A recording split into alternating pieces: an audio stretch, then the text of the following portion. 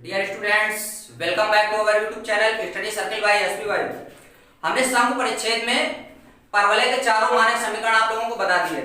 अब इसमें आज हम सर्किल का जो स्टैंडर्ड इक्वेशन होती है वो आज आपको बताने जा रहे हैं, जिसके केंद्र h कामा के दिए हो और त्रिज्या a दिया हो। तो इसके लिए हम आपको सर्किल की मानक इक्वेशन बताएंगे और इसमें त्रिज्या क्या होती है और इसका जो मानक समीकरण होता है कैसे निकाला जाता है, ये आज हम आपको बताने वाले हैं।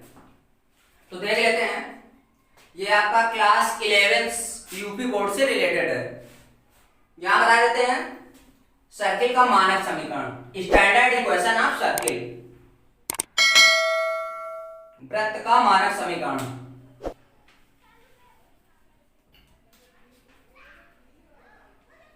वृत्त का मानक समीकरण, मानक समीकरण, वृत्त का मानक समीकरण जिसका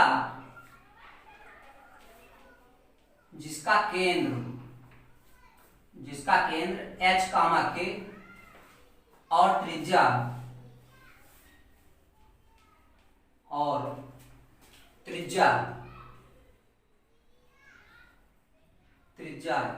a दिया हुआ है,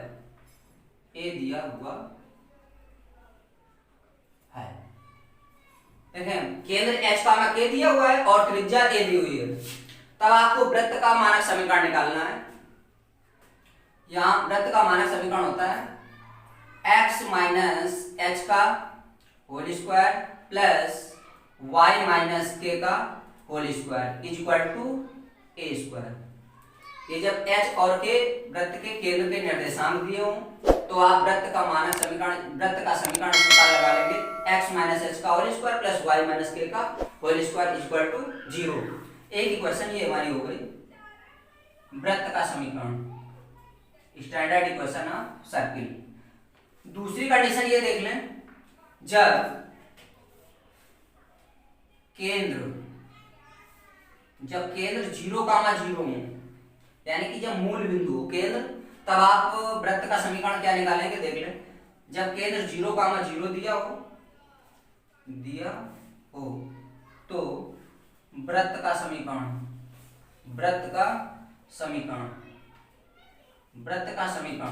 अब वृत्त का समीकरण क्या हो जाएगा, देखें h के स्थान पे 0 और k के स्थान पे 0 रख देंगे तो ये हमारा आ जाएगा x माइनस 0 का whole square plus y minus 0 का whole square is equal to a square हो जाएगा। ये आ जाएगा x square plus y square is equal to a square. ये आपका हो जाएगा, इतना इक्वेशन आ जाएगा x square plus y square is equal to a square. इसमें आपको सवाल कंपटीशन लेवल में भी, एसएससी और सीजीएल में भी आपको ये जो आपका सर्किल दिया हुआ है इसमें मानक समीकरण x square plus y square plus 2gx plus 2fy plus c बराबर 0 से काफी सवाल आते हैं केंद्र और त्रिज्या ज्ञात करने के लिए, ठीक है। तो वो भी हम समीकरण आपको बताने वाले हैं। तो ये देखें वृत्त का समीकरण हमारा कितना बन गया, जब केंद्र 0 कामा 0 होंगे तो वृत्त का समीकरण हमारा आ जाएगा x square plus y square बराबर a स्क्वायर, जहां a हमारी त्रिज्या है, जहां a इक्वल टू त्रिज्या हो जाएगी। सभी विद्यार्थी इसका स्क्रीनशॉट ले लेंगे, अब इसको हम रख कर देते हैं। अब वृत्त का मानक समीकरण आपको बताने जा रहे हैं।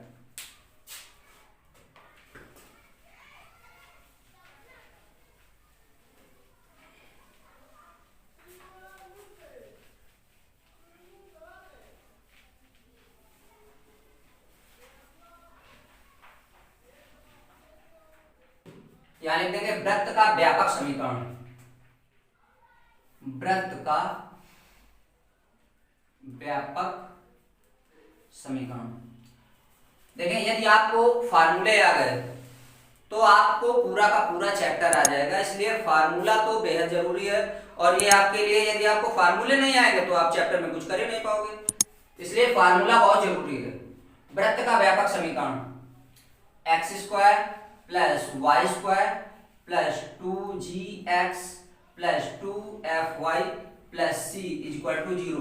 ये वृत्त का व्यापक समीकरण है जिसमें केंद्र के निर्देशांक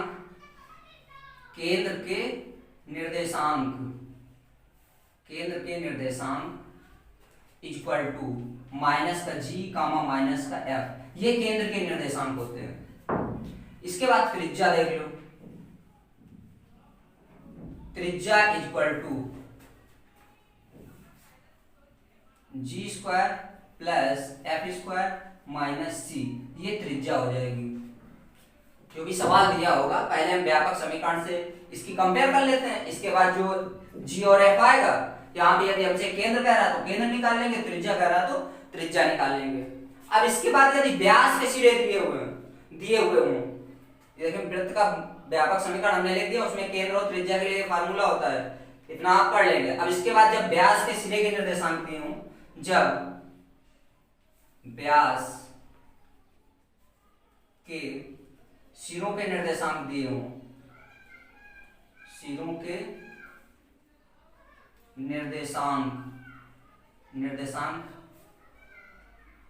दिए हों, देखें एक सर्किल में यदि व्यास के सिरों के निर्देशांक दे रहा हो, जैसे ये एक हम सर्किल बना लेते हैं और इसके व्यास के सिरों के निर्देशांक यदि यहाँ पे x1 और यहाँ पे y1 और इसके निर्देशांक x2, y2 दे रहा हो, तो वृत्त का समीकरण जब व्यास के सिरों के निर्देशांक दिया हो, इसको पहली कंडीशन मान लेते हैं, इसको दूसरी कंडीशन, जब व्यास के सिरों के निर्देशांक दिए हो तो वृत्त का समीकरण दिए हो, तो वृत्त का समीकरण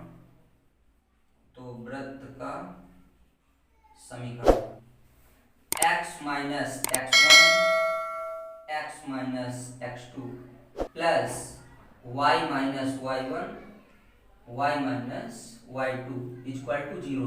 ये देखिए जब व्यास के सिरों के निर्देशांक दिए हो तो केवल आपको ये फार्मूला लगा देना, वैल्यू पुट कर देना, आंसर आ जाएगा पूरा। ठीक है, अब इसके बाद हम आपको 2-3 सवाल बताने वाले हैं, तो इससे आपको जितने हमने फार्मूले बताए आपको और अच्छे से आ जाएंगे। ठीक है, तो इसके बाद हम सवाल आपको बता देंगे। ये प्रश्नावली 11.1 कह रहा है निम्नलिखित में वृत्त का समीकरण ज्ञात करो। इसमें आपको वृत्त का समीकरण ज्ञात करना है। हमने इसमें देखें, इसमें दिया हुआ है केंद्र 0,2 और त्रिज्या 2 इकाई, ये पहला क्वेश्चन है। और इसके बाद ये 4 नंबर क्वेश्चन है, चूंकि इसी टाइप के क्वेश्चन थे इसलिए हमने पहले नंबर पे ये क्वेश्चन ले लिया और चौथा नंबर थोड़ा सा अलग था इसलिए ये ले लिया गया। इसमें केंद्र 1,1 और त्रिज्या √2 इकाई दे रहा है। तो इसमें वृत्त के समीकरण ज्ञात करना है। देखिए अभी हमने आपको फार्मूला बता दिया था कि यदि आपको केंद्र दिया हो और त्रिज्या दी हुई हो तो उसके लिए आपको वृत्त का समीकरण कैसे ज्ञात करना है इसके लिए हम बता देते हैं। यहाँ पे आंसर डाल देंगे, यहाँ पे केंद्र दिया हुआ है तो केंद्र हमारे h और k होते हैं, तो यहाँ लिखेंगे दिया है केंद्र 0,2, केंद्र 0,2 दिया हुआ है, तो ये आपको दे रहा है h = 0 और k = 2। पहले h मानेंगे फिर बाद में k। और त्रिज्या कितनी दे रहा है? 2। त्रिज्या का मतलब आपको a दे रहा है, तो a बराबर कितना दे रहा है? 2 इकाई। अब यहाँ पे वृत्त का समीकरण निकाल लें। वृत्त का समीकरण क्या होता है? x माइनस h का whole square plus y minus k का whole square equal to a square. ये देखिए वृत्त का समीकरण होता है। तो x माइनस h की वैल्यू कितनी है? 0। x माइनस 0 का होल स्क्वायर हो जाएगा प्लस y माइनस k की वैल्यू कितनी है? 2 का whole square equal to a square का मतलब हो जाएगा 2 का होल स्क्वायर। अब इसका कैलकुलेशन देखें, x में 0 घटाएंगे तो x आ जाएगा, तो इसका होल स्क्वायर कर लेते हैं तो x स्क्वायर आ जाएगा प्लस ये देखिए a माइनस b का होल स्क्वायर लग जाएगा a स्क्वायर तो y स्क्वायर हो जाएगा प्लस b स्क्वायर 2 का वर्ग 4 आ जाएगा और माइनस का 2ab तो 4y हो जाएगा इक्वल टू 2 का वर्ग कितना हो जाएगा? 4 हो जाएगा। इस 4 को इस साइड ले आएंगे तो ये हमारा हो जाएगा x square plus y square plus 4 minus का 4y और ये इस साइड आ जाएगा तो माइनस का 4 इक्वल टू 0। देखें इस 4 से प्लस का 4 माइनस का 4 कैंसिल हो जाएगा, तो ये हमारा आ जाएगा x square plus y square minus का 4y इक्वल टू 0। यही आपका आंसर हो गया। देखिए कितना इजी है। यदि आपने फार्मूला अच्छे से तैयार कर लिया तो सवाल आपको पूरा का पूरा आ जाएगा। इसके बाद सवाल नंबर 4 आपको बता देते हैं। सेम वही प्रोसेस है। यदि आपने इसको सवाल को समझ लिया तो ये भी एकदम बिल्कुल नॉर्मल लगेगा, कठिन कुछ नहीं है। यहाँ पे देखिए केंद्र दे रहा है, यहाँ पे आंसर डाल देंगे केंद्र एच और के दे रहा है आपको। केंद्र हमारे एच और के होते हैं, पहले एच होता है बाद में के होता है। तो एच इक्वल टू कितना हो जाएगा 1 और के इक्वल टू कितना हो जाएगा 1। त्रिज्या ए बराबर कितना दिया हुआ है √2। अब यहाँ पे वृत्त का समीकरण, वृत्त का समीकरण क्या होता है x माइनस एच का होल स्क्वायर। इसमें जब केंद्र दे रहा है x माइनस एच का whole square plus y minus K का whole square equal to A square. यहाँ पे वैल्यू पुट कर लेते हैं x माइनस एच के स्थान पे 1 पूरे का होल स्क्वायर हो जाएगा प्लस y माइनस के स्थान पे 1 पूरे का whole square equal to A square. ये आ जाएगा √2 का होल स्क्वायर हो जाएगा। इसमें a माइनस बी का होल स्क्वायर का formula A square plus B square minus 2ab इतना हो जाएगा प्लस इसमें a माइनस बी का होल स्क्वायर इसमें भी, तो y स्क्वायर प्लस 1 माइनस का 2y हो जाएगा इक्वल टू √2 का होल स्क्वायर करेंगे तो इसको √2 into √2 लिख देंगे, तो √2 का √2 में मल्टीप्लाई करेंगे तो 2 आ जाएगा। तो सीधा कितना आ जाएगा 2 आ जाएगा। अब इसको इस साइड ले लेते हैं, ये आ जाएगा x स्क्वायर सीरियल से लिख लो प्लस का y स्क्वायर माइनस का 2x प्लस माइनस का 2y है माइनस का 2y और देखें ये 1 और ये 1 जुड़ जाएगा तो 2 हो जाएगा और ये इस साइड आएगा तो माइनस का 2 इक्वल टू 0 हो जाएगा। ये आ जाएगा x square plus y square minus का 2x माइनस का 2y और ये प्लस माइनस कैंसिल हो जाएगा इक्वल टू 0। यही आपका आंसर हो गया। ठीक है, अगला सवाल हम आपको तुरंत बताने वाले हैं। सभी विद्यार्थी इसका स्क्रीनशॉट ले लें, इसको रख कर देते हैं। अगला सवाल हम आपको तुरंत बताने वाले हैं।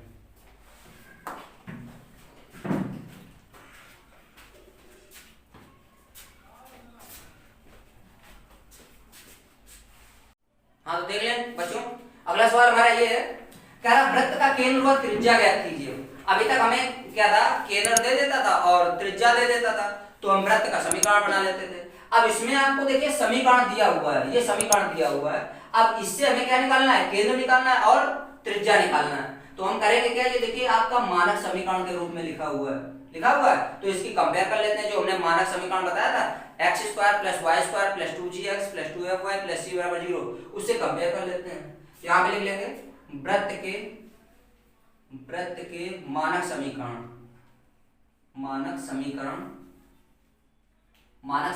से तुलना करने पर वृत्त के मानक समीकरण से तुलना कर लेते हैं। और वृत्त का मानक समीकरण हमने क्या बताया था, x square plus y square plus 2gx plus 2fy plus c equal to 0। ये हमारा वृत्त का मानक समीकरण है। इससे इस समीकरण की कंपेयर कर लेते हैं। देखें x स्क्वायर y स्क्वायर यहाँ भी सेम है, यहाँ पे 2g के स्थान पे माइनस का 8x है, तो यहाँ पे लिख लेंगे 2g इक्वल टू माइनस का 8। यहाँ से g की वैल्यू निकाल लेते हैं, तो g बराबर माइनस का 8/2 हो जाएगा, 2 चौको 8। यहाँ पे g इक्वल टू कितना आ जाएगा, माइनस का 4 आ जाएगा। इसके बाद 2f बराबर कितना आ जाएगा, 2f इक्वल टू, यहाँ देखिए 2f बराबर कितना हो जाएगा, 10 हो जाएगा, 10 हो गया। तो f की वैल्यू निकाल लेते हैं, f बराबर कितना आ जाएगा, 10/2 हो जाएगा, 2 पंचे 10, f इक्वल टू हमारा आ जाएगा 5। और c की वैल्यू देखिए यहाँ पे कितना दिया हुआ है, माइनस का 12, c बराबर माइनस का 12 हो जाएगा।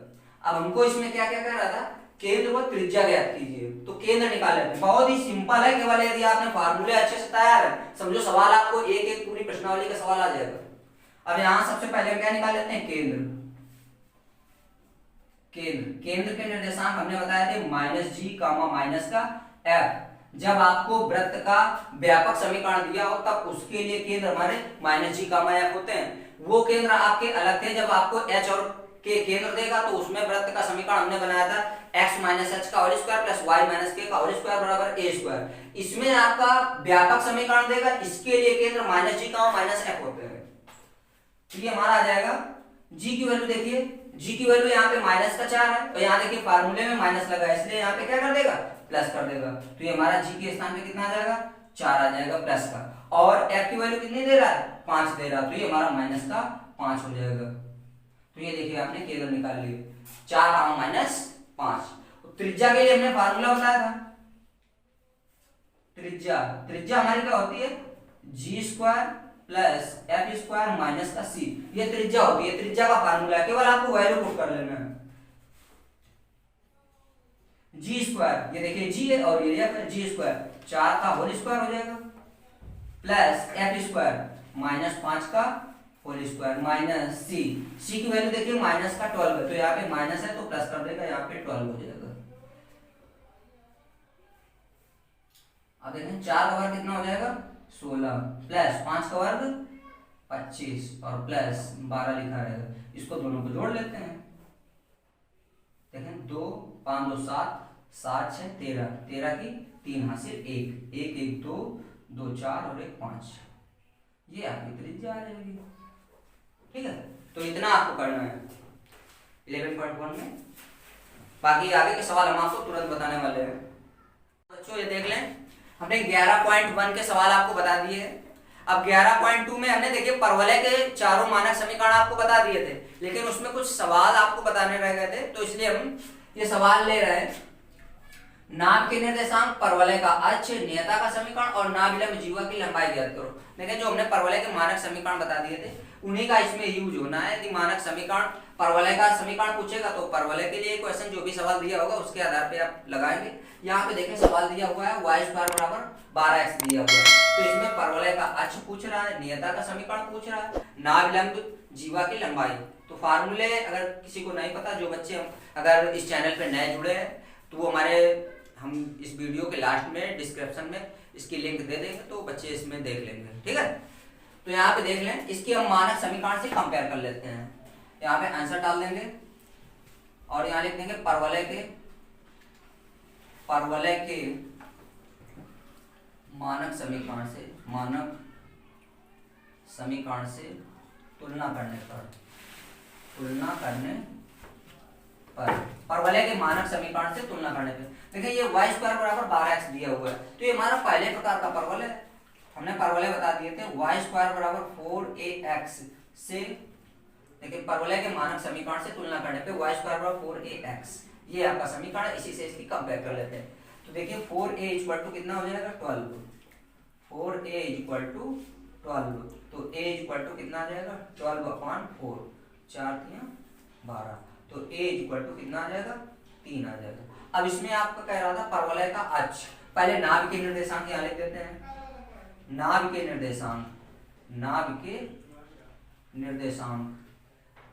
निर्देशांक देखिए हमारा परवलय प्रथम प्रकार का परवलय, तो इसमें नाभ के निर्देशांक क्या हो जाएंगे a, 0 हो जाएगा।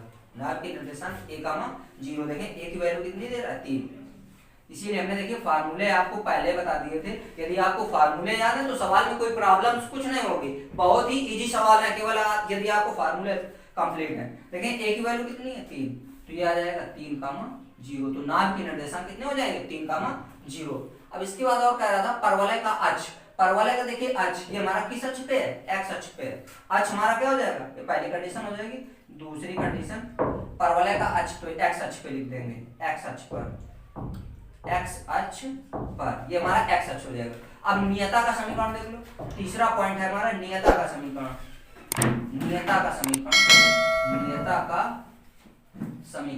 अब नियता का समीकरण देखिए, ये जब हमारा पहले प्रकार का परवलय है तो इसकी नियता कितनी होती थी x plus a equal to 0, तो ये आ जाएगा x प्लस a की वैल्यू कितनी है, a की वैल्यू 3 है, इक्वल टू 0, तो 3 को उस साइड भेज देते हैं, तो x बराबर कितना आ जाएगा -3, ये नियता का समीकरण आ जाएगा। और इसमें क्या चाहिए नाभिलंब जीवा की लंबाई। अब नाभिलंब जीवा क्या होता है, नाभिलंब जीवा